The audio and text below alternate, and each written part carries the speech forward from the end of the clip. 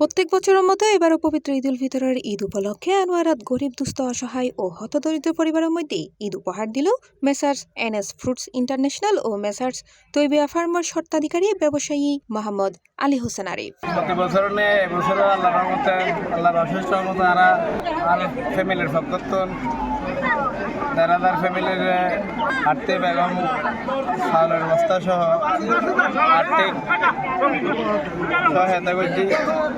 আসলে মানুষের ফাঁকে থাকতে তো খুব ভালো লাগে, মানুষের সেবা করতে, মানুষের সাথে থাকতে খুব আনন্দিত হই। ওনারা এখন আল্লাহ দোয়া করিবেন যাতে যতদিন বাঁচিয়ে আছি ততদিন যাতে ওনারা ফাঁকে থাকতে পারি। মার্চের 19 তারিখ বৃহস্পতিবার ফজরত উপজেলার বরুমছড়া ভরাছড় গ্রামের নিজবাড়িত বরুমছড়া ও জুইদন্দি ইউনিয়নত 2000 পরিবারের হাজি নাসির আহমদ পরিবারবর্গর পক্ষতুন এসব ঈদ উপহার চলুর বস্তা ও অর্থ বিতরণ করে বিতরণ হালে হাজি নাসির আহমদ, বিএনপি নেতা জসিমউদ্দিন ও ওয়াইজুল হক সহ স্থানীয় ব্যক্তিবর্গ এন্ডে উপস্থিত আছেন। প্রতি বছরে দিয়ে আসছেন, আলহামদুলিল্লাহ। উনি প্রতি বছর যেভাবে মানুষকে ধর্মীয় কাজে এবং গরিব দুঃখী অসহায় মানুষকে সাহায্য করেন প্রতি বছরের ন্যায় এবছরও ওনার এই আর্থিক সাহায্য করে যাচ্ছে। আমরা তার জীবনের উন্নতি কামনা করছি।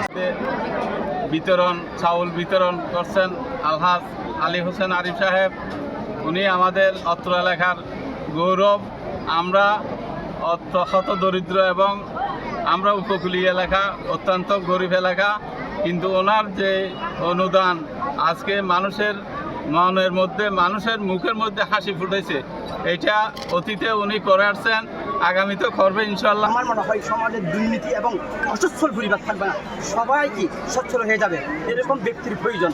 অনেক কোটি ওনার থেকে এখানে কোটি কোটি টাকা আছে, কিন্তু ওনাকে আজকে যে হাজার হাজার মানুষের মানবিক কাজের জন্য উনি নিজের জীবনকে উৎসর্গ করেছেন।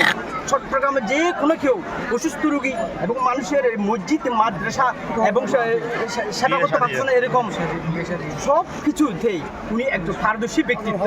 ঈদের আগে ব্যবসায়ী ও সমাজসেবক মোহাম্মদ আলী হোসেন আরিফুর ঈদ উপহার ফাই চলুর বস্তা ও নগদ অর্থ ফাই খুশি হই উপহারভোগী নারী, পুরুষ ও শিশুর।